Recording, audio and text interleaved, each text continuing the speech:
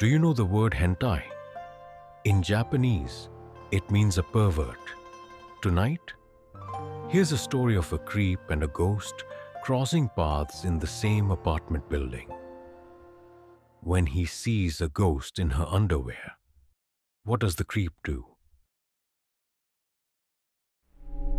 My name is Kenji, and this is a story from when I first started living alone in Tokyo. I wasn't picky about housing, so I took a 1DK because the rent was unbelievably cheap.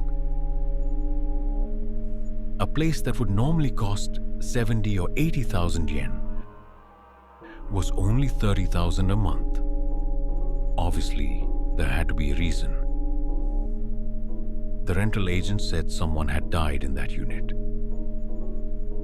It was renovated and looked normal, yet tenants kept leaving within months.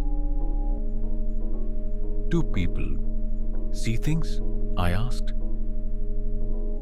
Given the history, it's hard to call it imagination, the agent said. That stuff didn't bother me. At that price, I signed anyway. For a few weeks, nothing happened. It was comfortable, quiet, almost cozy.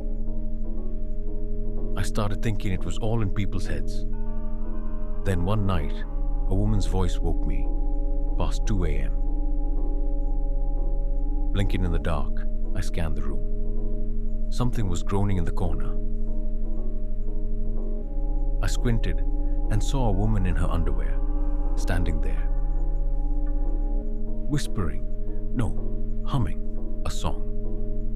It was a breakup song from my childhood, where a girlfriend sees her boyfriend off and asks for his handkerchief.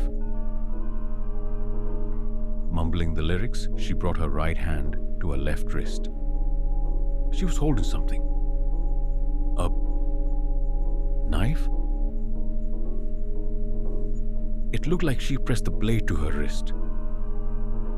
Liquid seemed to drip, blood presumably. After a while, she collapsed to her knees and fell. Even lying there, the faint melody leaked from her mouth. Right then I understood why tenants fled, and why the rent was so cheap. So, it's her. Unless she'd broken in, she had to be a ghost. A normal person would pack up and leave on the spot. But I wasn't normal.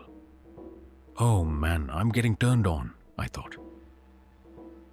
Seeing her lying there, so real, nearly naked, my heart raced and I felt myself harden. I have a particular kink. I love going solo. Self-pleasure felt better than the real thing. In my head, the partner does whatever I want. Over time, I refined techniques and got very good at it. If there were a Best Pleasurist award, I'd bet on winning. And now, a woman, apparently a ghost, in underwear stood before me. Telling me not to get excited was impossible. My fantasies are going wild, I muttered. That night she vanished, and I finished with her image in my head. The next night she appeared again, the exact same way. Humming, bleeding from the wrist, collapsing, still singing. I sat on the bed's edge and put my hand on my mic. If she came with a song, I'd answer with my own mic. Tonight, I wanted to finish before she disappeared. Night after night, I tried different positions, mic in hand. Glimpses of her face beneath the long black hair were my type. Maybe she'd been dumped and taken her own life. The thought stoked the fire. In the end, women's underwear always comes back to white. Revved up, I gripped my mic and fired soul-charged shots. She repeated the same routine every night. Was she trying to tell me something? Was she a bound spirit, a jibakurai? Maybe. I didn't really care. I watched, I gripped, I relieved myself. We repeated our parts. Neither of us gave in. Then at last she directed her will toward me. She bled and collapsed, the same as always. I pulled my pants down and waited at the ready. By now, I had the routine down.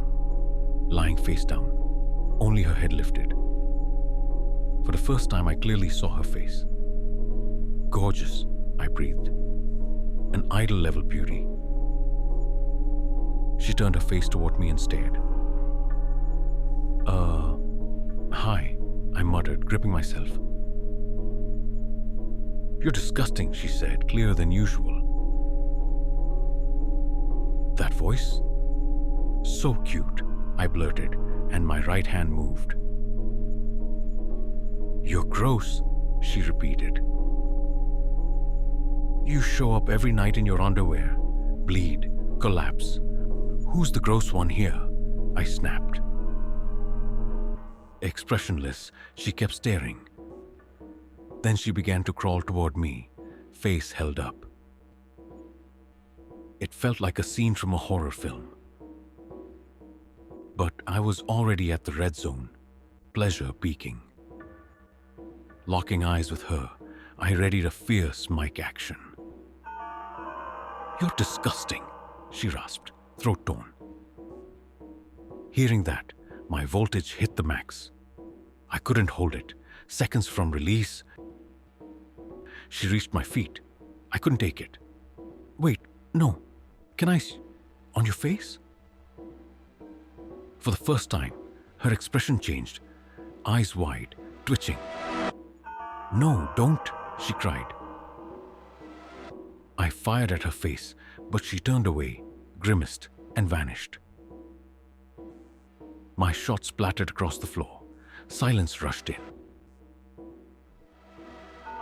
So that's the story, I told the agent later. There was definitely something there, but after I moved in, it stopped. I see, the agent said. Do you have some kind of ability?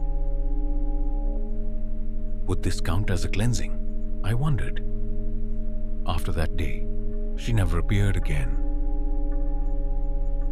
My solo sessions lost their flavor. I kind of hope she'll come back. Her.